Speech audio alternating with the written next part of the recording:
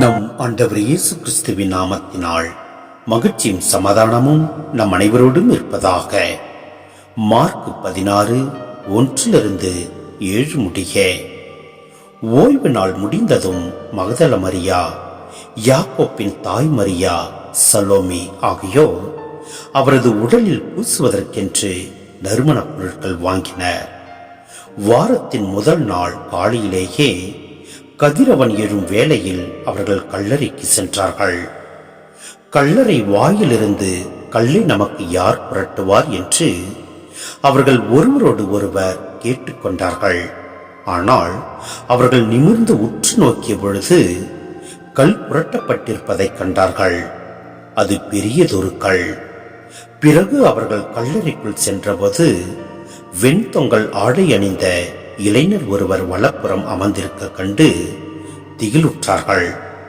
அவர் அவர்களிடம், திகிலுற வேண்டாம், சிலுவையில் அறையப்பட்ட நாசரேத் இயேசுவை தேடுகிறீர்கள். அவர் உயிருடன் எழுப்பப்பட்டார். அவர் இங்கே இல்லை. இதோ அவரை வைத்த இடம். நீங்கள் புறப்பட்டு செல்லுங்கள். பேதுருவிடமும் மற்ற சீடரிடமும், உங்களுக்கு முன்பாக அவர் கலிலேயாவுக்கு போய்க் கொண்டிருக்கிறார்.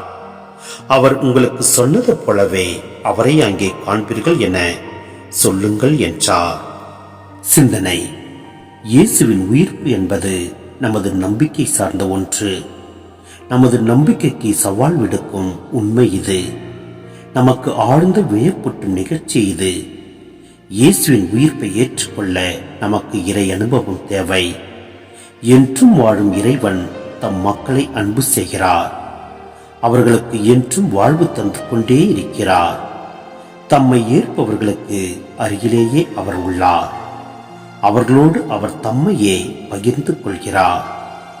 அவர்கள் துன்பங்களிலே துணையாக உள்ளார். உன்னத மனிதராக விளங்கிய இயேசு கிறிஸ்துவுடன் பரம தந்தை என்றும் இருக்கிறார். இயேசுவின் உயிர்ப்பை ஏற்பதற்கு இதுவே முதல் காரணம். எனவே நம் ஆண்டவரை நாம் முழுமையாய் ஏற்றுக்கொள்வோம். முழு நம்பிக்கையோடு செயல்படுவோம். அவர் வார்த்தையை பின்பற்றுவோம். எல்லாம் வல்ல இறைவன் நம்மை நிறைவாய் ஆசீர்வதிப்பார். ஆமென்.